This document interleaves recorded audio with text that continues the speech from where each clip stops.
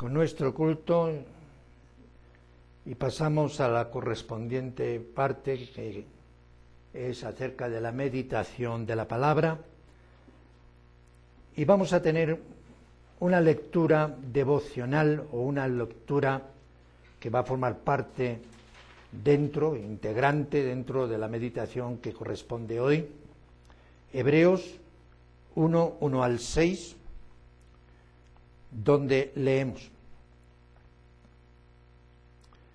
Dios, habiendo hablado muchas veces y en muchas maneras en otro tiempo a los padres por los profetas, en estos postreros días nos ha hablado por el Hijo, al cual constituyó heredero de todo, por el cual asimismo hizo el universo, el cual, siendo el resplandor de su gloria y la misma imagen de su sustancia, y sustentando todas las cosas por la palabra de su potencia, habiendo hecho la limpieza de nuestros pecados por sí mismo, se sentó a la diestra de la majestad en las alturas.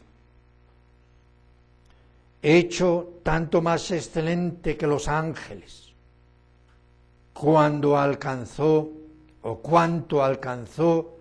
por herencia más excelente nombre que ellos. Porque ¿a cuál de los ángeles dijo Dios jamás: mi hijo eres tú, yo te he engendrado hoy? Y otra vez: yo seré a él padre, y él me será a mí hijo. Y otra vez, cuando introduce al primogénito en la tierra, dice: adórenle todos los ángeles de Dios. Hasta aquí esta primera lectura. La lectura básica y temática que nos está ocupando, la cual ya se inició esta serie de meditaciones el domingo anterior, está en Mateo capítulo 28 y versos 16, 17, 18 en el día de hoy. Mateo 28, ocupándonos hoy en los versos 16, 17 y 18. Mas los 11 discípulos se fueron a Galilea, al monte donde Jesús les había ordenado. Y como le vieron, le adoraron, mas algunos dudaban. Y llegando Jesús les habló diciendo: toda potestad me es dada en el cielo y sobre la tierra. Estos son los versículos, o al menos una parte de ellos, que nos van a ocupar en la meditación de hoy.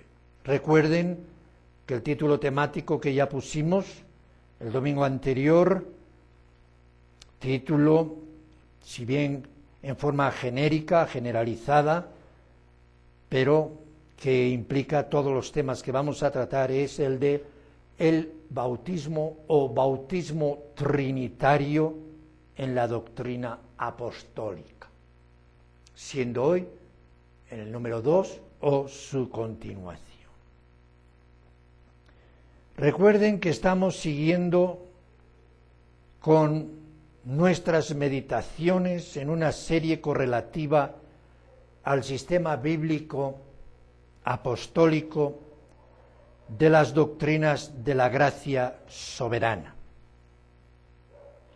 Y entre ellas nos hemos adentrado a meditar sobre el bautismo trinitario dentro de este contexto de Mateo, donde insistimos en las doctrinas y verdades que están incluidas, no sólo en la fórmula trinitaria del bautismo, sino en todo el contexto. Recordemos esto.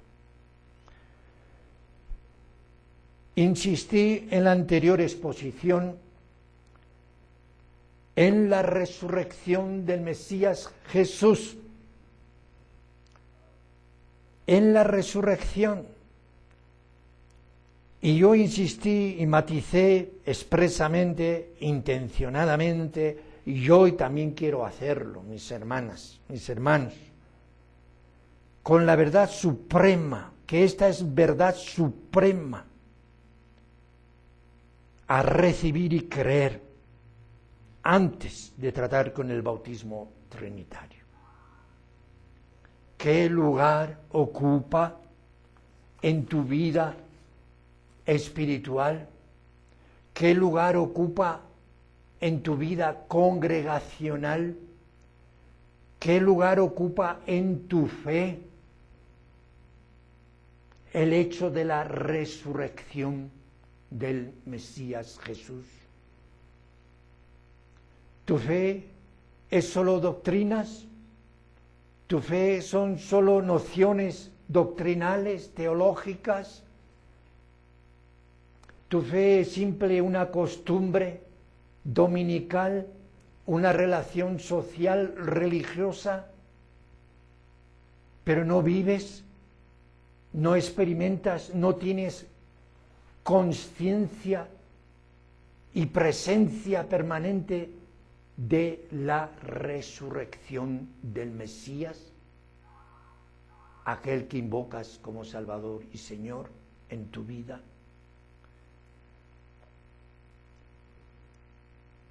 Y por mucho que se hable de otras doctrinas, por mucho que se manifieste celo religioso, dije y hoy voy a insistir que sin la resurrección del Mesías no tenemos nada. Recapaciten, mis hermanas, mis hermanos. Sin la resurrección del Mesías, ¿qué tenemos? Nada. Nada. Los más miserables de los hombres somos. Recuerden que parafraseamos con esto a Pablo en 1 Corintios 15. Sin la resurrección del Mesías somos los más miserables, decía Pablo. Sin la resurrección del Mesías no podemos contar con nuestra propia resurrección. Sin la resurrección del Mesías no podemos contar con el perdón de los pecados. Sin la resurrección del Mesías, el bautismo, e insisto, el bautismo sin la resurrección de Jesús, Mesías, no nos sirve para nada. Para nada. Por eso he creído conveniente en mi estudio, en mi meditación, que insistiéramos en no dejarnos llevar por esa obsesión que tiene el antitrinitario y que tienen los herejes en focalizar su mirada en esa frase: id y haced discípulos, bautizándolos en el nombre del Padre, del Hijo y del Espíritu Santo, y todo se focaliza ahí, en la forma del bautismo, en la fórmula. Se focaliza en si es en el nombre solo de Jesús o si es trinitario el nombre del bautismo. Se focaliza en estas cosas, si es por inmersión o no es por inmersión, y no se contempla todo lo que hay alrededor y todo lo que hay antes de llegar a este momento cumbre de la gran comisión. El bautismo no nos sirve para nada sin la resurrección del Mesías. Sea que usemos la fórmula trinitaria o solo el nombre de Jesús durante el acto del rito. Nuestro bautismo, el cristiano,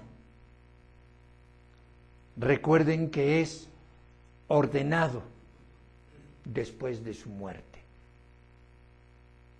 Después de haber establecido el nuevo pacto y haber sido confirmado por Dios, resucitándole de los muertos. Tomen nota que esto es importante. Esta orden a la comisión de ir a predicar y hacer discípulos y bautizarlos, es dada por el Mesías ya resucitado. Por lo tanto, ya ha pasado por la muerte y ya está establecido el nuevo pacto que Él fundó, que Él estableció en base a su sacrificio. El nuevo pacto está establecido.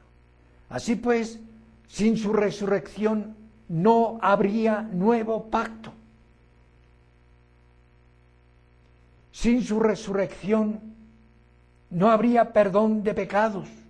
Sin su resurrección estaríamos bajo la condenación de la ley de Dios, tanto como judíos como gentiles. Así, y recuerden que también insistí que era el motivo de gozo en la reunión, en la asamblea cristiana auténtica, apostólica y que participa del Espíritu Santo y de la comunión universal histórica de la Iglesia, se goza el domingo en celebrar que el Señor, su Mesías, su Redentor, su Salvador, su Jesús, vive, resucitado, vive y reina. Y nos congregamos para adorarle, para celebrar fiesta, para honrarle, como hemos leído en esa gran escena apocalíptica de Apocalipsis capítulo 5. Y si uno no participa en ese espíritu, si uno no está en ese gozo, en esa convicción, en ese espíritu de adoración, algo anda mal. Nuestro corazón está enfermo. Nuestro corazón espiritual, me refiero. No hay gozo, hay tristeza, hay apatía, hay indiferencia, hay insensibilidad. Estamos mal. Estamos mal, porque la presencia del Espíritu nos lleva a la adoración. La presencia del Espíritu en nuestra vida nos lleva al agradecimiento, a exaltar, a honrar, a glorificar a aquel que venció a la muerte, aquel que llevó con éxito el propósito redentor de Dios, aquel que estuvo puesto para ser mi Redentor, el mío, el de la Iglesia. ¿Qué sentimos el domingo? Cuando dice que santifiquemos el día de reposo, santificado, apartado para Yahvé tu Dios, ¿es esto en la vida del cristiano moderno, de la Iglesia moderna? ¿Es un simple costumbrismo religioso dominical de un par de horas y aún así llevada adelante con abulía, con apatía, sin entusiasmo alguno, sin recogimiento, sin espíritu de adoración, sin conciencia que nos acercamos a adorar a alguien que vive,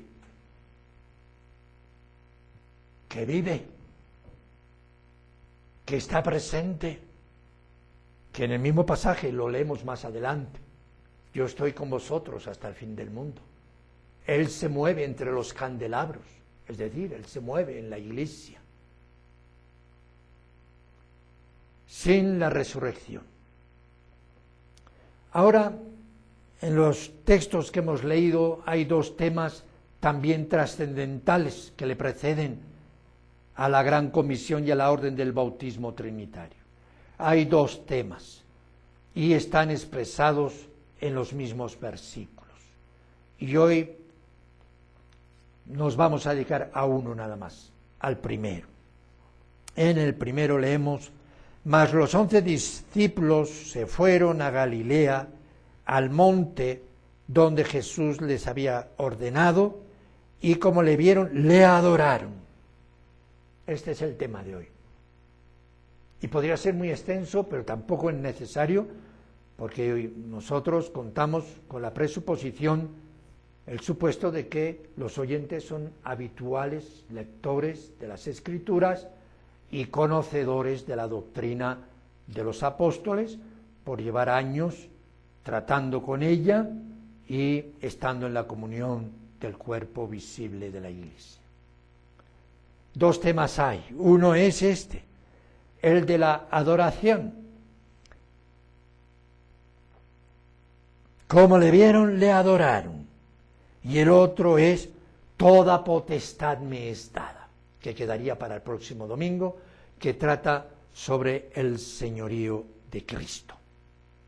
Y los he querido separar para que ahondemos, para que al menos le prestemos atención a cada uno de ellos por separado, aunque no se pueden separar, en la realidad doctrinal y en la realidad de la experiencia. Dos temas trascendentales, pero también fundamentales de la fe cristiana auténtica. Todo lo que estamos tratando al repasar el sistema de la gracia soberana dada por la enseñanza apostólica, todos son doctrinas fundamentales. No podemos tocar una sin que se trastoque todo el sistema, sin que desfiguremos la doctrina auténtica de Cristo. Todos son doctrinas fundamentales, todas pertenecen a aquella fe de la Iglesia universal católica, desde los apóstoles. No puede tocarse ni una sola doctrina sin que afecte a la autenticidad de nuestra fe. La resurrección. Sin creer en la resurrección no estás en la comunión de la verdad apostólica. Y sin creer y entender en qué consiste la adoración y qué lugar ocupa el Mesías en nuestra adoración, tampoco podemos pretender estar en la verdadera y sana doctrina y en la comunión de los apóstoles. Forman parte, pues, estas verdades del sistema doctrinal apostólico de la gracia. 1. La deidad del Mesías Jesús. La deidad. Todo el cristianismo histórico, en el cual estamos nosotros también como reformados presbiterianos, el cuerpo universal de la Iglesia, desde los apóstoles y pasando por los padres apostólicos, los padres griegos y toda la tradición, la patrística, testificamos hasta llegar a nuestros reformadores y hasta la Iglesia fiel de nuestros días, testificamos acerca de la deidad de Jesús. Creemos que Jesús se nos presenta en el testimonio apostólico como verdadero Dios, verdadero hombre, en la única persona del mediador. Pero creemos en la deidad del Mesías Jesús. Y por ende, su adoración. Adoración. Fijémonos bien en la escena que estamos meditando. Por eso dije la importancia que le debíamos dar para encontrar todas las doctrinas fundamentales antes de hablar del bautismo trinitario, Había doctrinas fundamentales, mencioné entre ellas la resurrección, pero ahora fijémonos qué otras verdades están encerradas. Fíjense en el versículo 9. Y aquí que Jesús les sale al encuentro, diciendo, salve. Y ellas se llegaron y abrazaron sus pies y le adoraron. Versículo 9, es toda la misma escena, es el mismo capítulo, es el contexto. Y le adoraron. Versículo que hemos leído, versículo 17, y como le vieron, le adoraron. Vayamos a nuestros tiempos, vayamos a nuestra experiencia, hermanas, hermanos, vayamos a lo que nosotros vivimos, compartimos.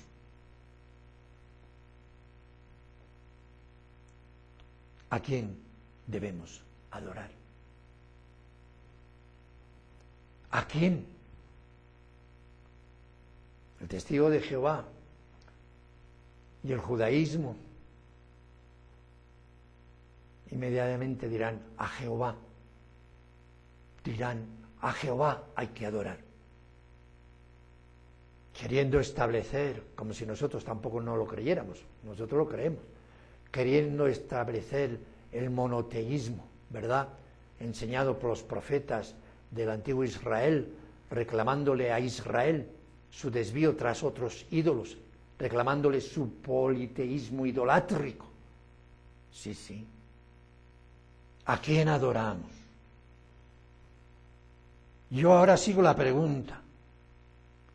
Podríamos responder al Dios verdadero. Sí, amén. ¿A quién debemos adorar? ¿Es legítimo y correcto adorar a Jesús,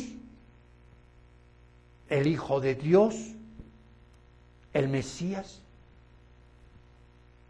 ¿Es correcto adorar a Jesús? Hombre, en principio ya hemos tenido varias lecturas que seriamente vemos que es adorado, ¿verdad?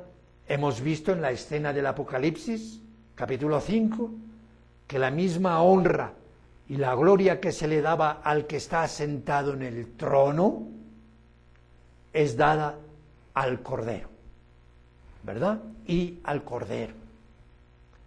Hemos leído en esa escena de donde se habla, que es el propio Dios de Hebreos, donde se reclama, se pide a los mismos ángeles, adórenle. ¿A quién? Al Hijo. Adórenle los ángeles de Dios.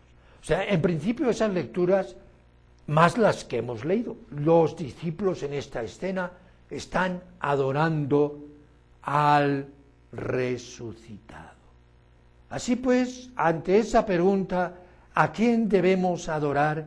¿Es legítimo y correcto adorar a Jesús, el Hijo de Dios, el Mesías? ¿Qué responderían?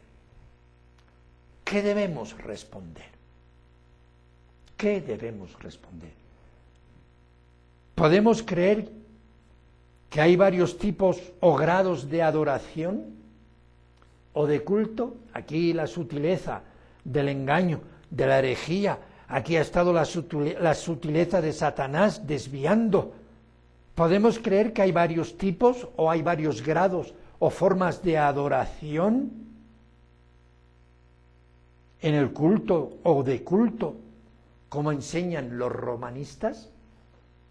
De todos nosotros es sabido que el romanismo practica culto a otros seres, aparte de Dios, a los cuales ellos tienen por santos. Así que podemos creer que hay varios tipos o grados de adoración en el culto, como enseñan los romanistas, una adoración suprema. Eso sí, la adoración al Ser Supremo.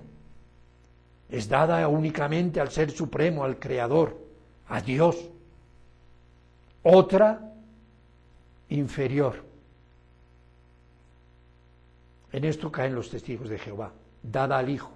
Es otro tipo de culto, es otro tipo de trato. Ellos le llaman honrar, ¿verdad? No hablan de la misma adoración. Una inferior al Hijo y otra, como dicen los romanistas, a los santos. Es otro tipo de culto, no es adoración.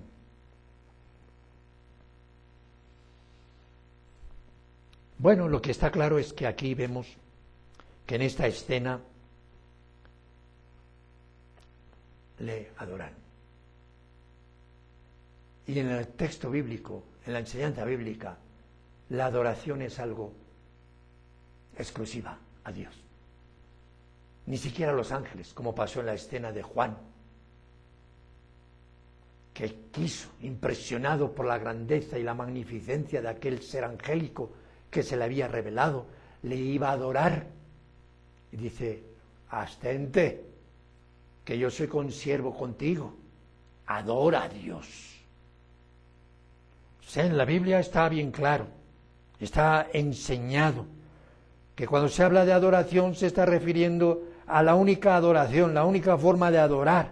Adorar significa adorar a Dios. Significa inclinarse, someterse, reconocer, arrodillarse bajo sumisión y reconocimiento divino al único Ser Supremo, a Dios. En Mateo 28, 9, que hemos leído, y en el versículo 17, en el texto griego leemos, «Kai proskynesan auto», y le adoraron a él.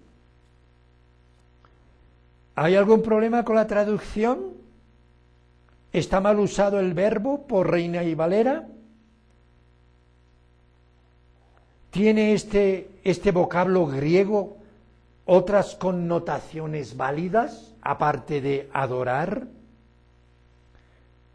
Pues bien, un diccionario, que no es bíblico en este caso, es un diccionario del griego clásico, nos dice esto. Proskyneo es el verbo.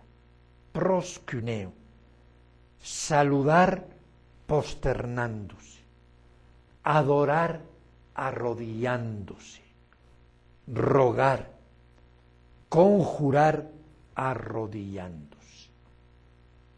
Y como el sustantivo tenemos proskynetes, adorador, el mismo verbo griego. Esto es lo que nos da el léxico griego, del griego clásico. Así pues, su connotación principal, la principal es adoración, adorar, ser adorador.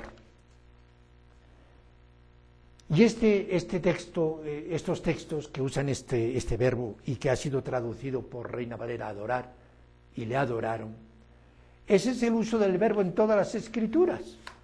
Me he recorrido y lo he mirado, y es como se traduce al griego.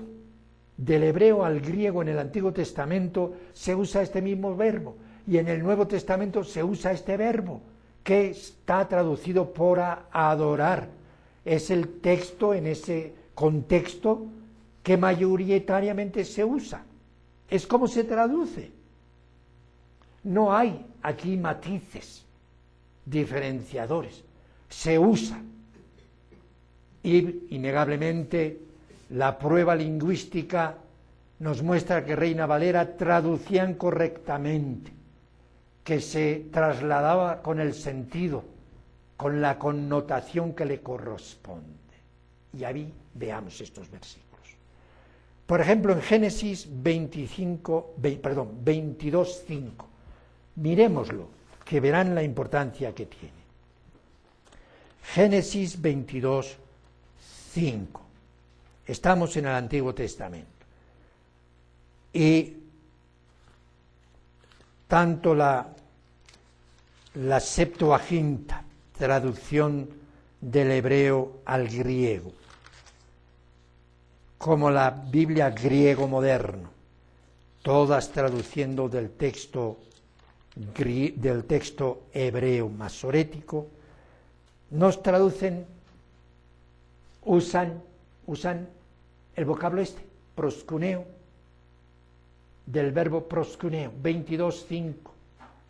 Entonces dijo Abraham a sus mozos: esperaos aquí con el asno, y yo y el muchacho iremos allá y adoraremos. Con el texto griego está traducido con el verbo proskuneo, el mismo. Reina Valera ha usado este concepto: adorar.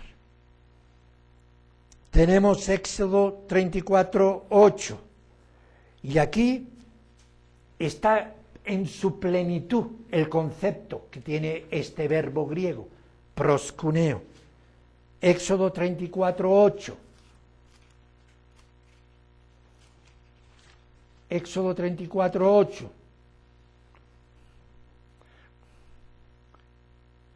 Es la escena donde Dios proclama su nombre ante Moisés, y llega al versículo 8. Entonces Moisés, apresurándose, bajó la cabeza hacia el suelo y encorvóse. Esto es la adoración. Y en el texto se nos enseña que este es el concepto de proskuneo. Adoró. Esto es adorar. 34:8.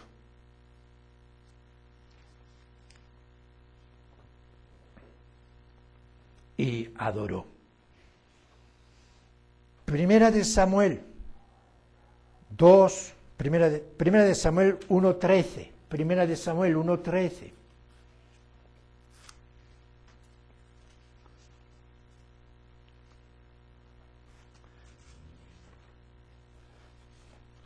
En todos estos textos, la Reina Valera ha traducido adoró, adoración, proskuneo, y son textos que en la versión griega tiene este verbo, proskuneo.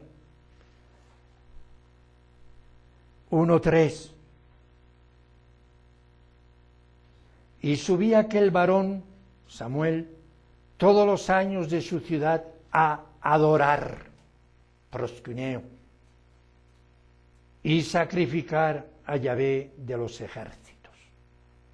Adoración, el mismo verbo. Y así tenemos una infinidad de textos del Antiguo Testamento. Se habla de la apostasía en Segunda de Reyes 17:16, Segunda de Reyes 17:16.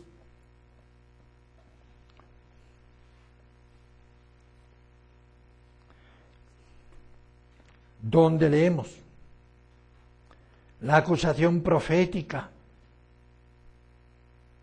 para con la apostasía de Israel, ¿en qué consistió? Y dejaron todos los mandamientos de Yahvé su Dios, e hiciéronse vaciadizos, 2 becerros, y también bosques, y adoraron todo el ejército del cielo. El mismo verbo griego en la Septuaginta. El mismo texto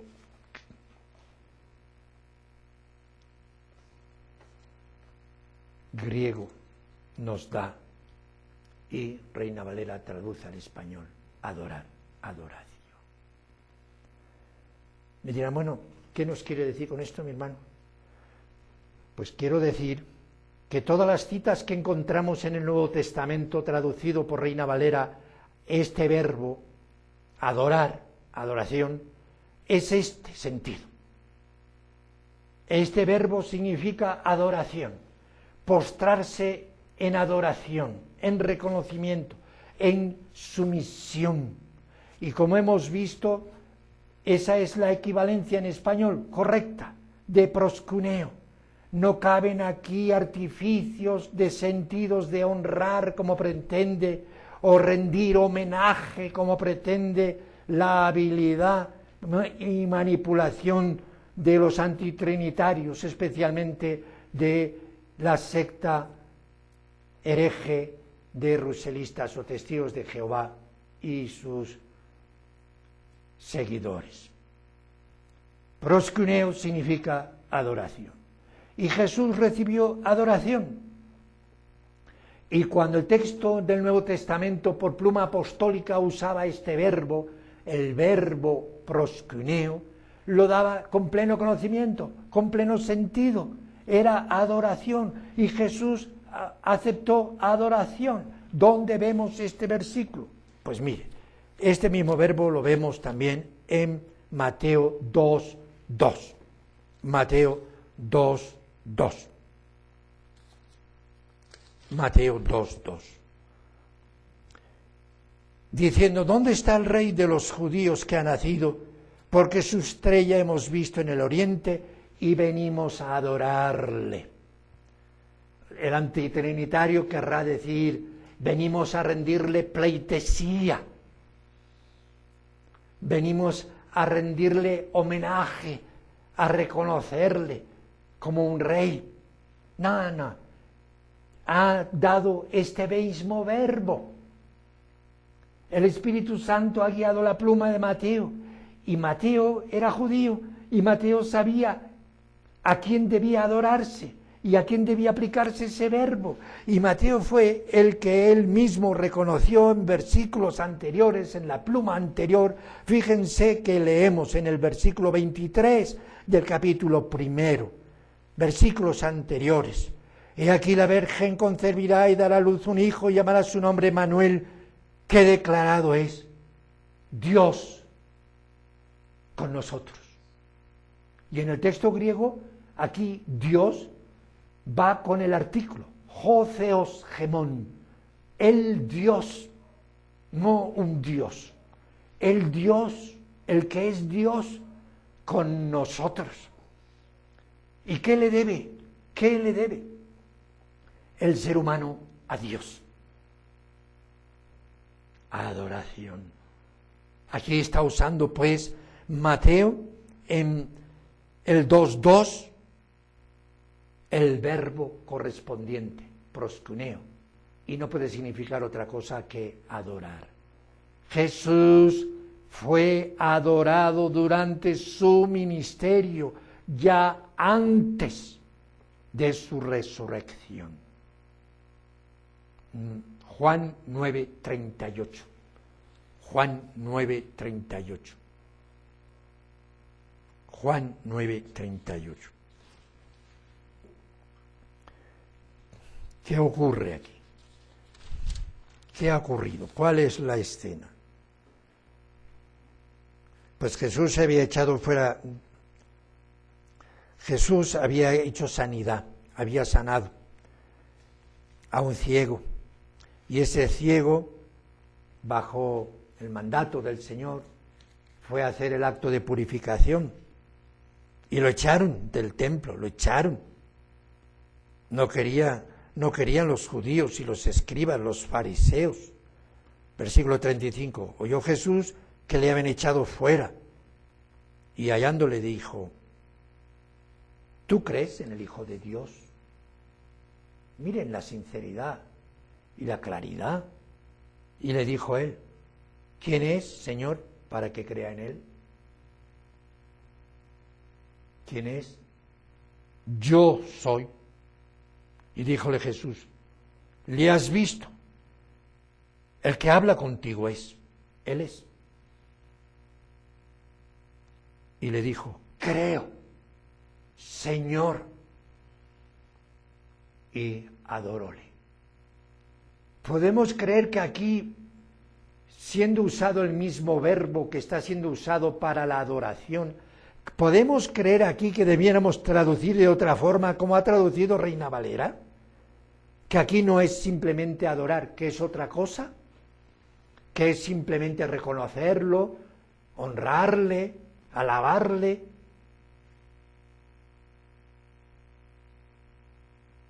Creo, Señor, y le adoro.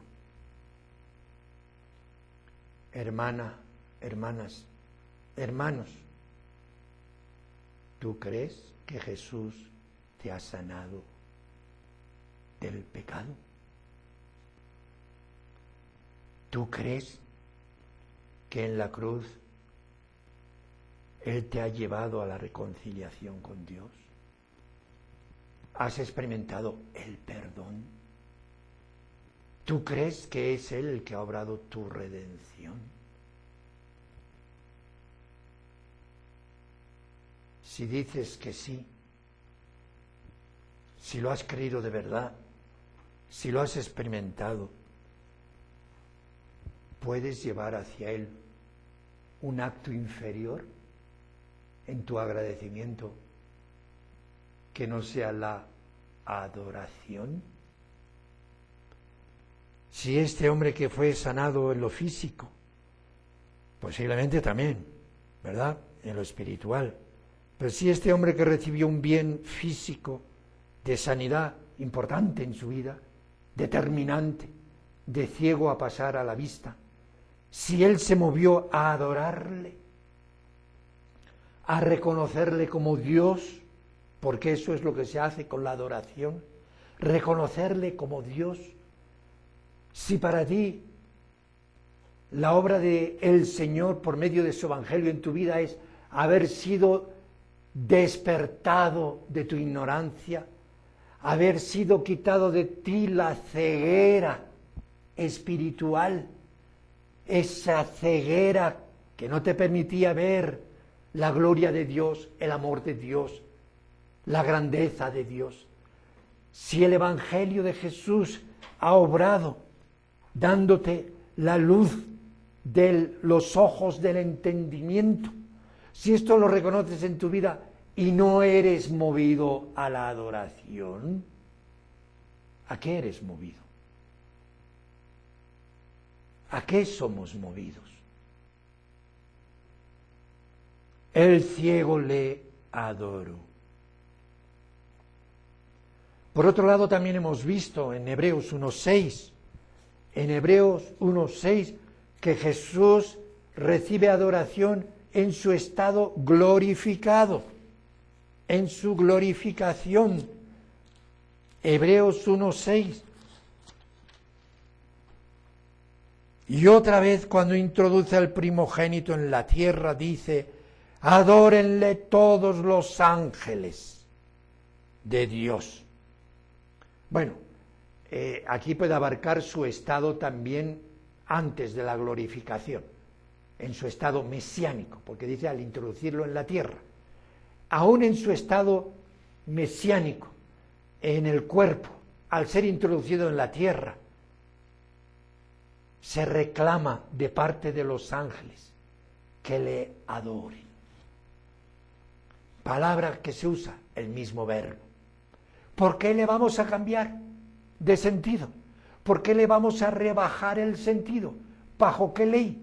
¿Por qué? Se pide adoración. Y en el Apocalipsis 4, 12 al 14, recibe el mismo trato, como he dicho antes, que aquel que está sentado en el trono, lo cual es el cumplimiento a lo que el propio Cordero, el Mesías, dijo durante su ministerio terrenal. Recuerden la escena que hemos leído de Apocalipsis 5. Y ahora pasemos a Juan 5, 19 al 20. Juan 5, 19 al 20.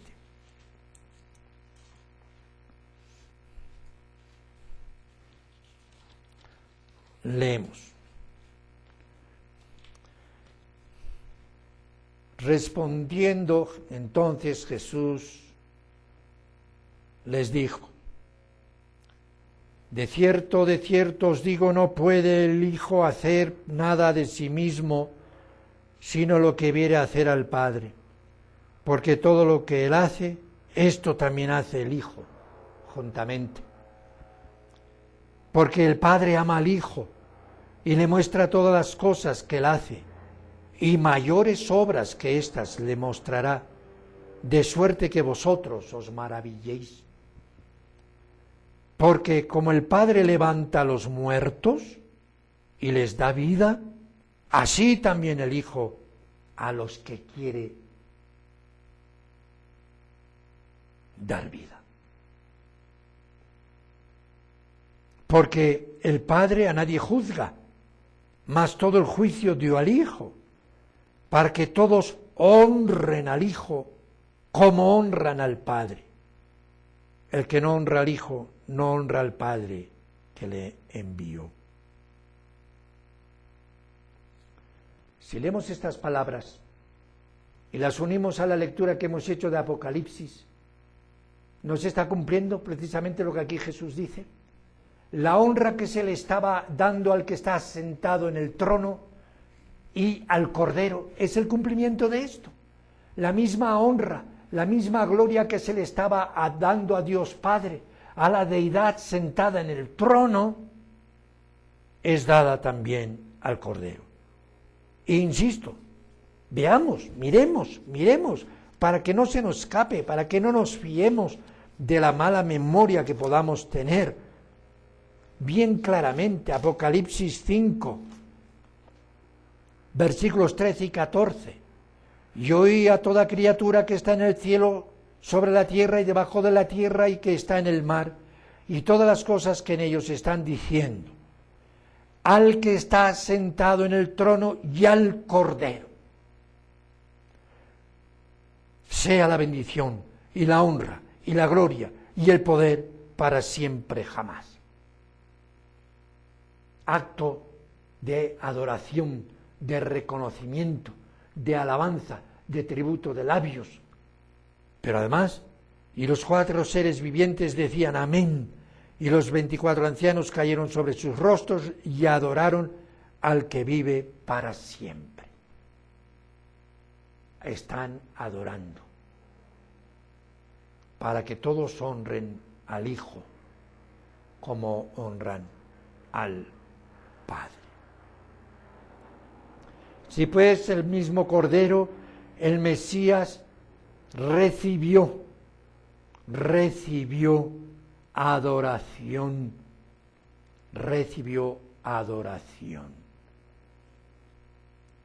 En la escena que hemos estado viendo, los discípulos le adoran. Eran judíos. No sabían ellos que el judío solo puede adorar a Dios.